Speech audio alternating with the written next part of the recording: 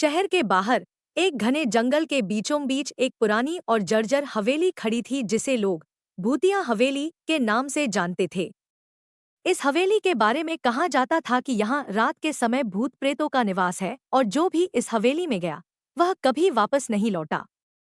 वर्षों से यह हवेली वीरान पड़ी थी और लोग इसे दूर से ही देखकर डरते थे। एक दिन चार दोस्तों अर्जुन, माया, समीर और रिया ने इस हवेली के रहस्य को जानने का निर्णय लिया।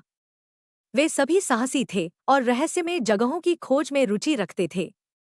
उन्होंने योजना बनाई कि वे रात को इस हवेली में जाएंगे और वहां होने वाली हर घटना की जांच करेंगे।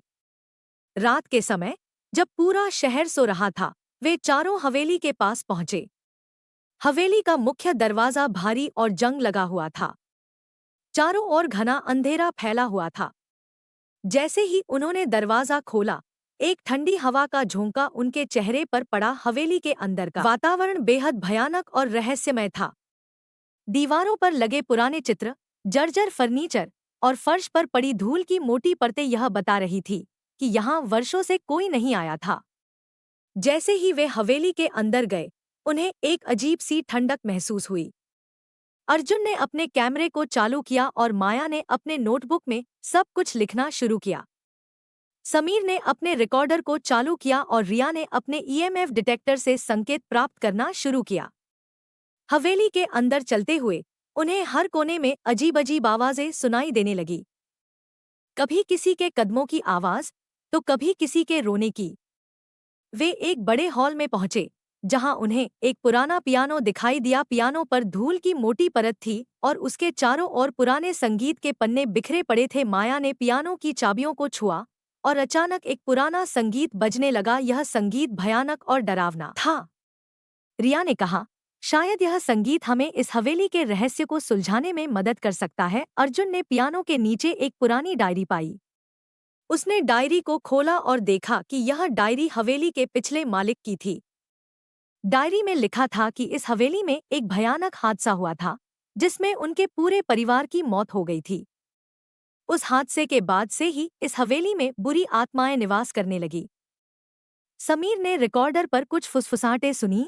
हमें मुक्त करो, हमें शांति चाहिए। चारों दोस्तों ने मिलकर हवेली के तहखाने में जाने का निर्णय लिया जहां उन्हें लगा कि आत्माएं हो सकती हैं।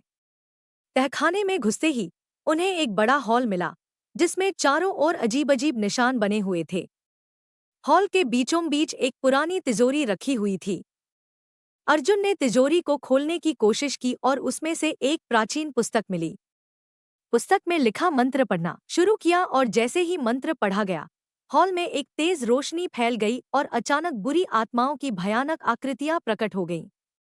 वे आत्माएं गुस्से में चिल्लाने लगीं, तुम लोगों ने हमारी शांति भंग कर दी, अब तुम सब हमारे गुस्से का शिकार बनोगे। रिया ने साहस जुटाकर कहा, हम तुम्हें शांति दिलाने आए हैं, हमें बताओ कि हम तुम्हारी कैसे मदद कर सकते हैं। आत्माओं ने कहा, हमारी मुक्ति तभी होगी जब तुम इस हवेली को फिर से पवित्र करोगे और हमारे लिए शांति का अनुष्ठान करोगे। चारों दोस्तों ने मिलकर हवेली को साफ किया और वहां फिर से पूजा अर्चना शुरू की। उन्होंने बुरी आत्माओं के लिए विशेष प्रार्थना की और उनके लिए शांति का मंत्र पढ़ा। जैसे ही प्रार्थना समाप्त हुई, आत्माओं ने धन्यवाद दिया और कहा, तुम्हारी इस मदद के लिए हम आभारी हैं।